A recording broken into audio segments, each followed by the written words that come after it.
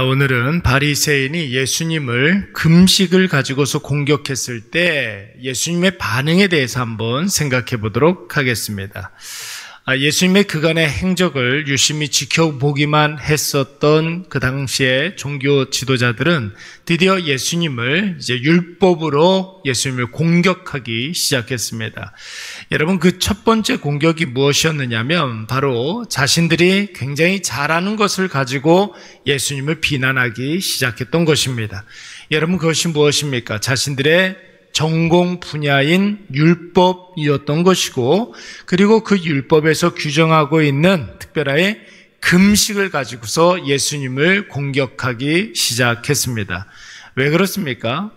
왜 요한의 제자들은, 세례 요한의 제자들은 금식을 하고 바리새인과 당시의 종교 지도자들도 열심히 금식을 하는데 왜 당신의 제자들, 예수님의 제자들은 금식을 하지 않느냐 하는 것이었습니다.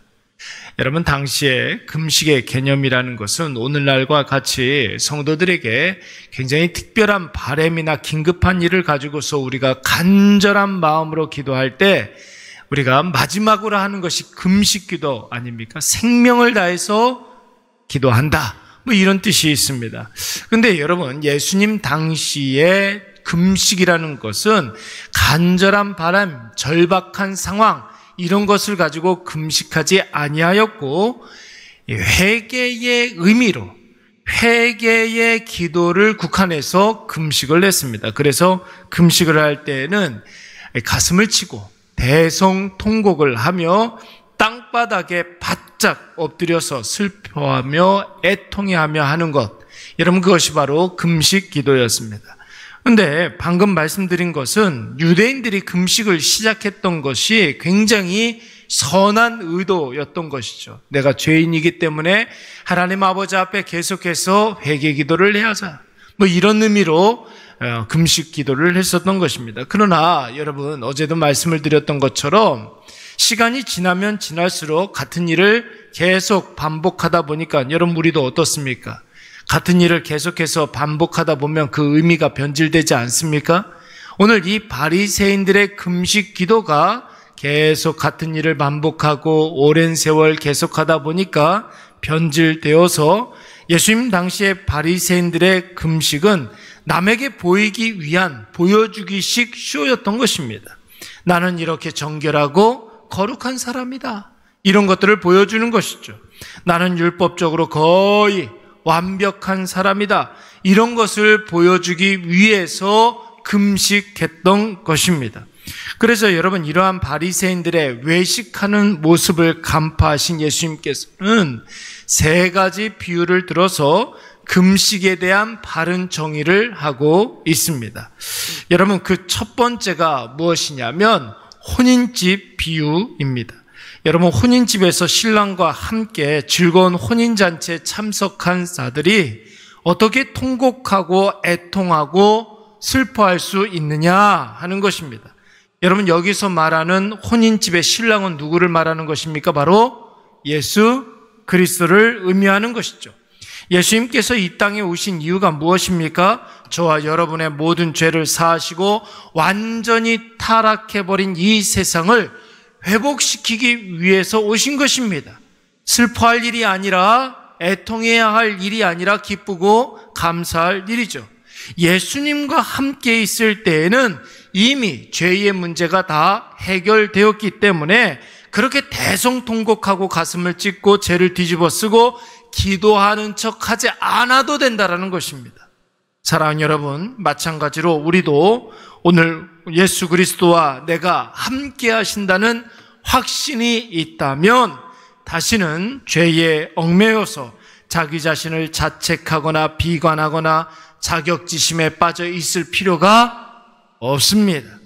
예수 오늘 우리와 함께 하심을 확신하며 오히려 기뻐하시고 주님 하실 일들에 대해서 여러분 기대하시기 바랍니다. 하나님께서 오늘도 귀한 일들을 우리에게 많이 보여주실 것입니다. 두 번째는 여러분, 생배조각 비유입니다. 여러분, 생배조각은 새천조각, 우리 이렇게 이야기할 수 있잖아요. 세탁을 한 번도 하지 않은 조각, 1000조각, 우리 이렇게 이야기할 수 있는데, 예수님께서 이 땅에 오심으로 새롭게 세워진 복음의 질서를 오늘 생배조각 이렇게 표현하고 있는 것입니다. 여러분, 그렇다면 낡은 옷은 무엇을 의미하는 것일까요? 율법을 의미하는 것이, 예수님께서는 율법을 완성하기 위해서 이 세상에 오신 줄로 믿습니다. 그러니까 여러분, 율법을 완성케 하시기 위해서 오신 예수님을 율법으로 예수님을 판단할 수가 없는 것입니다. 금식은 율법의 상징과도 같은 그런 것인데, 예수님과 예수님의 제자들이 금식하지 않는 것은 예수님이 율법보다 더 크신 분이시기 때문이고, 예수님의 율법을 완성시키기 위해서 이 땅 가운데 오셨기 때문에 더 이상 그런 식의 금식은 필요 없다라는 것을 의미하는 거예요. 여러분, 우리가 기도할 때 우리의 기도가 유효하고 효력이 발생하는 이유가 무엇입니까? 우리가 마지막에 기도할 때 하는 거 있잖아요. 예수님의 이름으로 기도합니다. 아멘. 이렇게 기도한단 말이에요. 우리가 예수님의 이름으로 기도하기 때문에 우리의 기도가 여러분 짧은 한탄이라 할지라도 다 유효한 줄로 믿습니다. 누구의 이름? 예수 그리스도의 이름으로 기도하기 때문에 그런 것이. 금식이 아니라 금식 이상의 것이라 할지라도 그 금식이 효력이 있기 위해서는 예수 그리스도의 이름으로 해야 하는 것이.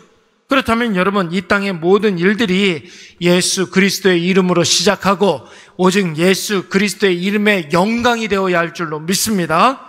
오늘 이것을 꼭 기억하셔서 세상보다 더 크시고 모든 문제의 마스터키가 되시고 이 세상 모든 만물의 정답이 되시는 예수 그리스도께 집중하시는 저와 여러분이 되시기를 바랍니다. 세 번째는 여러분 무엇입니까? 새 포도주 비유입니다. 여러분, 이 비유는 어찌 보면은 생배조각 비유와 유사해 보이지만 강조점은 완전히 달라요. 생배조각 비유는 예수님이 율법보다 크시다, 이것을 의미하는 것이지만 여러분, 그러므로 금식 위에 예수님이 있다는 것을 의미하는 거예요. 그러나 새 포도주 비유는 예수님이 모든 것을 새롭게 하신다라는 그런 뜻이 있습니다. 여러분, 새 포도주를 표기할 때 새, 그러니까 새롭다라는 말은 시간적으로 새롭다라는 그런 의미입니다.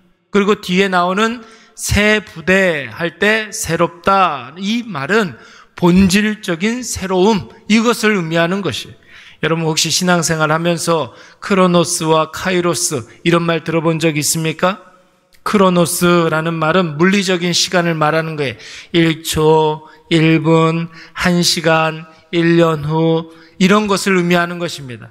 그런데 여러분, 카이로스라는 말은 본질적인 그런 어떤 정해져 있는 때를 의미하는 거예요. 어떤 시기, 어떤 결정적인 순간, 이런 것을 의미하는 말입니다. 그러니까 여러분, 새 포도주로 오신 예수님, 그러니까 우리가 그토록 기대하고 고대하던 메시아로 오신 예수님께서 이제는 새 부대를, 새로운 시대를, 새로운 세상을 만들 터인데, 누구든지 새 포도주로 오신 예수님을 마시고 완전히 나의 것으로 삼으면 완전한 구원을 얻고 영생을 얻게 될 줄로 믿습니다. 사랑하는 여러분, 오늘 우리가 이 시간에 꼭 기억해야 될 것은 우리에게 새로워짐이 필요하다면, 여러분, 우리가 다 회복이 필요하고 새로워져야 되지 않겠습니까? 여러분, 사람들 보라고 하는 종교 생활은 필요 없는 거예요, 여러분. 사람들 보라고 하는 종교 생활 아무리 열심히 해도 아무런 소용이 없고 구원에 그 어떤 영향도 미칠 수가 없습니다. 그러나 우리에게 새 포도주로 오신 예수 그리스도를 영접하고 예수님의 이름으로 살아가면 모든 죄의 문제는 사라지고 사망의 문제도 사라지고 완전히 회복이 될 줄로 믿습니다.